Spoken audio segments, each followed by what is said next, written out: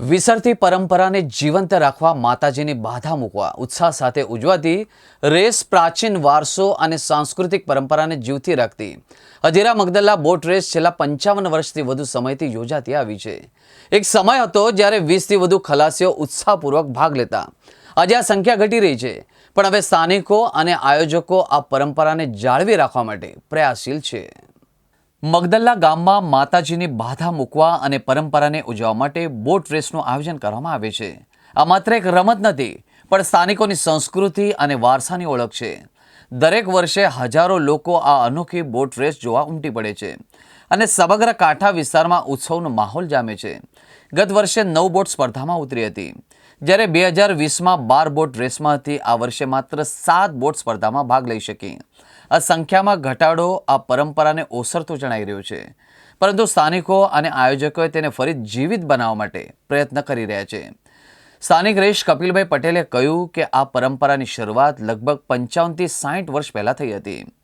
ત્યારે વાહનો ન હતા, લોકો બોટ દ્વારા યાત્રા કરવા જતા અને પાછા ફરતી વખતે બોટ રેસ યોજાતી હતી।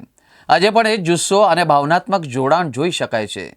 મગદલ્લા ગામમાં માતાજીની બાધા મૂકવા અને પરંપરાને ઉજવવા માટે બોટ રેસનું આયોજન કરવામાં આવે છે। આ માત્ર એક રમત નથી, પણ સ્થાનિકોની સંસ્કૃતિ અને વારસાની ઓળખ છે। દરેક વર્ષે હજારો લોકો આ અનોખી બોટ રેસ જેવા ઉમટી પડે છે અને સમગ્ર કાંઠા વિસ્તારમાં ઉત્સવનો માહોલ જામે છે। આ જે હોળી લગભગ 55 થી 60 વર્ષ કોમ્પિટિશન ચાલતી આવેલી છે અને એ આ હોળીનું મુખ્ય કારણ છે।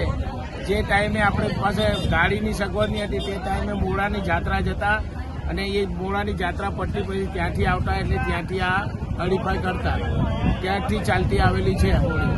અને પહેલા નંબર પર આવી છે સાંઈ જોટ, એ છે સુભાષભાઈ પાચિયા, એમની હોળી છે। અને બીજા નંબર પર આવી છે દીક્ષિતા પટેલ, જે ભાવેશભાઈ કનુભાઈ નરસિંહની હોળી છે। ત્રીજા નંબર પર આવી છે ન્યૂ લક્ષ્મી, એનો માલિક છે રાજુભાઈ સિમકાભાઈ પટેલ।